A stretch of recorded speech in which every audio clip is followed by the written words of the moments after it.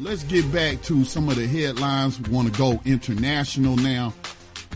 Man, I got this terrible story, man. It's terrible. It's terrible. Zimbabwe grannies turn to sex work. All of these headlines are coming to you from allafrica.com. That's allafrica.com. I think it's the best source of information for what's happening on the continent as they cover all the 54 nations on the continent. It says the country's plummeting economic fortunes have forced many women and girls to resort to sex work for survival. Lucy Mutusa, 52, is competing with her 28-year-old daughter, Mayday, I think that's how you pronounce her name, and at times with girls as young as 13 to get customers. That's being reported by the Standards Zolisani in Kobe.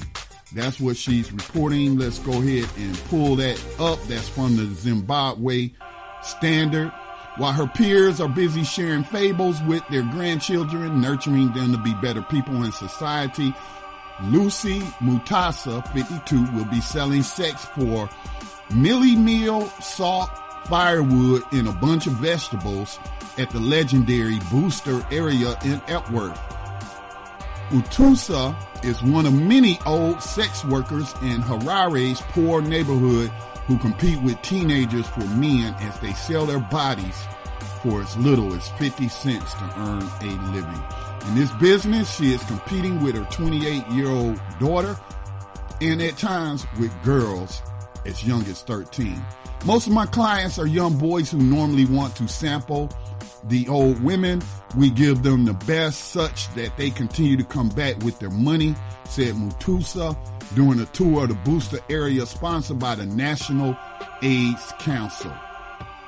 Her old face was heavily powdered with dark eyebrows, but the artificial look could not hide her age. Even the way she walks tells that she has seen many battles and has slept with many men for a living. So it's a very terrible story. I'm going to post that in btrcommunity.com. Very terrible story.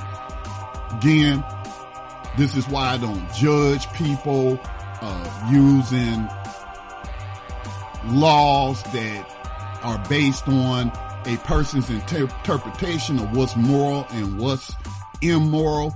But I tell you, when you are out there struggling to survive, you have people who are doing things that you know they would not be doing if their circumstances were not so dire. And unfortunately, this happens all over the world. This is a story that could just as well be coming out of a major city in the United States. Certainly, we heard about all that sex trafficking that was going on during last year's Super Bowl, and I think that's an issue every year. So I am against slavery and human trafficking as practiced by the United States government. I don't think that people should be put into slavery via the prisons for violating these laws based on a religious moral code. Would I want my daughters out there doing that? Hell no, I wouldn't want my daughters out there doing that. All right?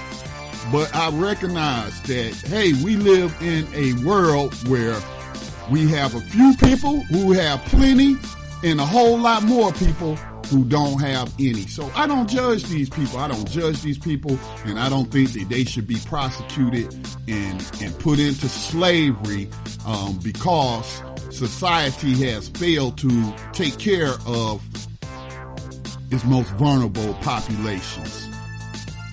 But, and a lot of Zimbabwe's problems are external as well because they have been trying to reclaim their ancestral lands from the descendants of slavers and racists and land thieves.